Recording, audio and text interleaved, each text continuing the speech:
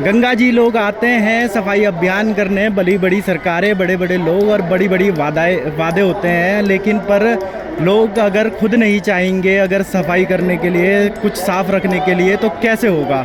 लोग भोले के भक्त बन के आ तो जाते हैं, उनको शायद ये मालूम नहीं है कि इसी गंगा को भगवान शिव ने अपनी जटाओं पे धारण किया था। क्या ये दिन देखने के लिए धारण किया था? क्या ये सब चीज़ें देखने के लिए धारण किया था? आप आ तो गए हो शिव भक्त बन के, आप आ तो गए हो लोगों को ये बताने के लिए कि आप सबसे बड़े शिव भक्त हो, लेकिन पर अगर ये चीज़ें करने के लिए आए हो तो ये शिव भक्त नहीं होते हैं। ये अभियान देश भर में चल रहा है, कई फंडिंग जारी हो रही है, लेकिन पर मुझे लगता नहीं है कि जनता इस चीज़ का समर्थन सरकार को करना चाहती है। हर एक दोष सिर्फ सरकार को देना ही ज़रूरी नहीं है, कुछ दोष अपने सिर पे भी, अपने मत्थे भी ले लेना चाहिए। अगर मैं ये चीज़ें देखूं तो ये जो है जनता की गलती है, ये उन लोगों की गलती है जो कि यहाँ पर आके सिर्फ भोले भक्त के नाम पे सिर्फ अय्यासी करने के लिए आते हैं, या तो जो है हुड़दंग मचाने के लिए आते हैं और ये कबाड़ करने के लिए आते हैं।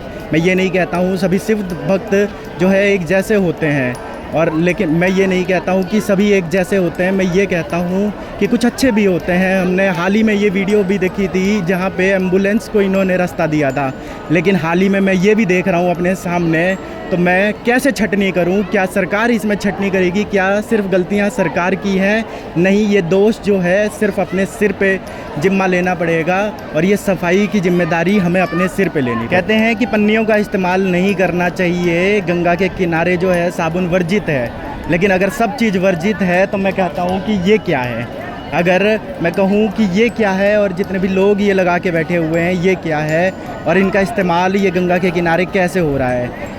सरकार बेच रही है, मैं ये नहीं कहता हूँ, लेकिन पर जो लोग इस्तेमाल कर रहे हैं, क्या उनको रोकने के लिए भी सरकार कुछ कर रही है? तो मैं कहूँगा नहीं, क्योंकि अगर रोकने के लिए भी कुछ कर रही होती तो यहाँ पे प्लास्टिक की कैन नहीं बट रही होती। ये जो प्लास्टिक की कैन बिक रही है, ये जो पन्नियाँ हैं, ये सब नहीं बिक रहे होते।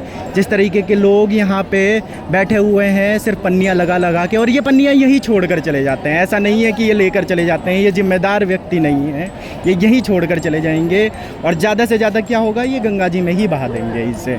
और इस तरीके से ही गंगा जी प्रदूषित होती जा रही है, इस तरीके से ही गंगा जी दिन भर दिन प्रदूषित होती जा रही है। और फिर जिम्मेदारी किसकी है? जिम्मेदारी सिर्फ सरकार की है। दोष किसका है?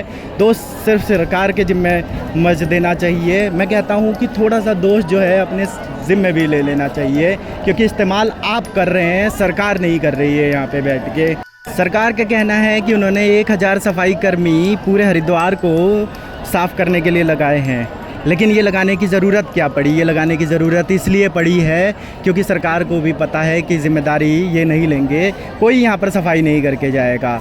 1000 क्या, आप यहाँ पे 5000 भी सफाई कर्मी लगा दोगे। जिस तरीके का कूड़ा इस तरीके से पड़ा हुआ है गंगा के किनारे, आज हर की बॉडी पे ये इन सब की ज़िम्मेदारी जो है मेरे, आपकी और उन लोगों की है जो सिर्फ इस गंगा के किनारे सिर्फ और सिर्फ ये कूड़ा फैलाने के लिए आए थे। भोले भक्त के नाम पे, भोले शंकर के नाम पे ये कूड़ा फैलाने के लिए आए थे।